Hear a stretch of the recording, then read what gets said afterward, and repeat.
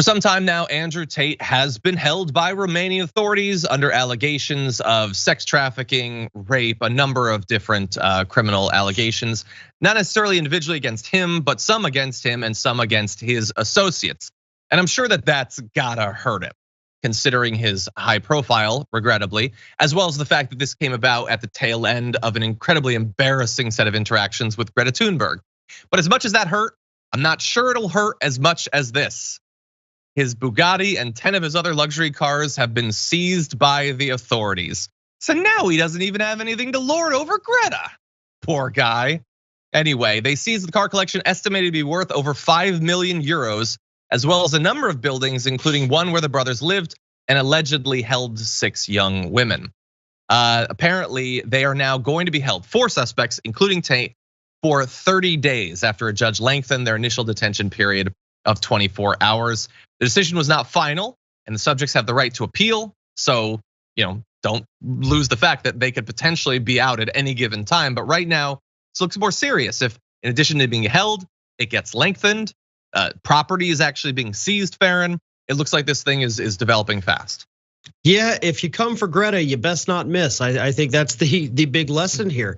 But listen, this week, I actually had the opportunity to speak with somebody who is a human trafficking survivor.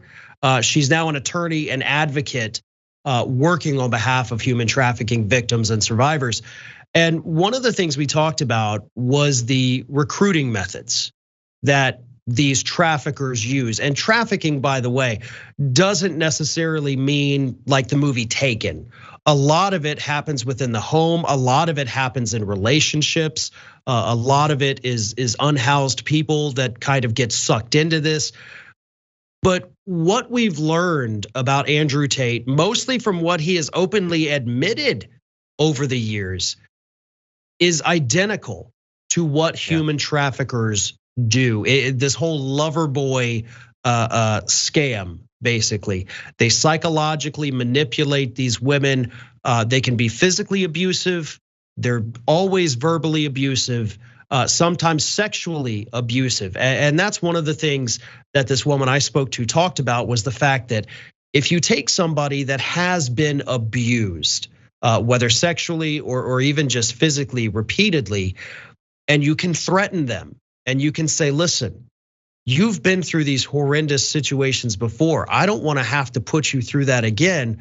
So instead, go work on this webcam thing for me. Let's go make money over here. And that, of course, was one of the businesses, I guess you would call it, that the Tates had been running. So it's horrifying to read these stories about Tate, because again, I've worked very closely with this individual for quite some time now, and I've heard the stories. I've talked to other victims, and it's just, it's textbook. It is textbook of what these traffickers do.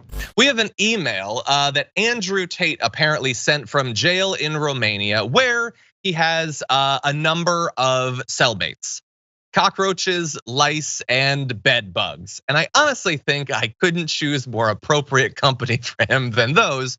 But here's what he sent: I will send you my daily lessons from unjust imprisonment. They are trying to break me, thrown inside a cell without light. Well, you're typing your email, so I think you have some light.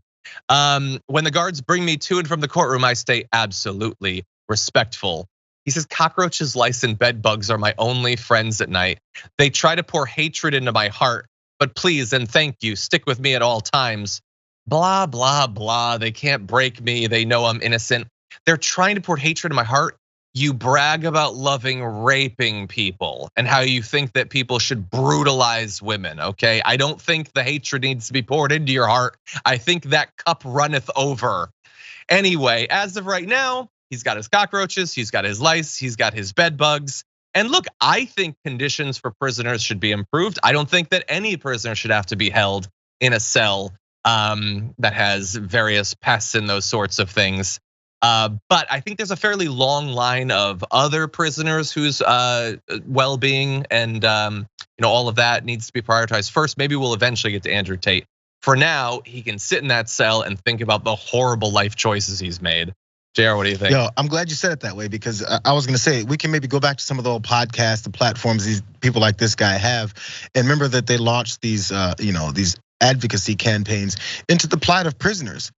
Specifically, I guess, since he's there wrongfully, ones that are there imprisoned wrongfully and have to go through torture, have to go through, being in isolated confinement, things like that. Because they're always concerned about these folks until it's them. Yeah, that's when they begin their concern. Because who cares? If you don't want to do the time, don't do the crime. That's always the line. You throw them away because who cares about those people? Exactly. Yeah, I kind of doubt he was advocating for better conditions for prisoners, not just for him, but also for the cockroaches, the lice, and the bedbugs.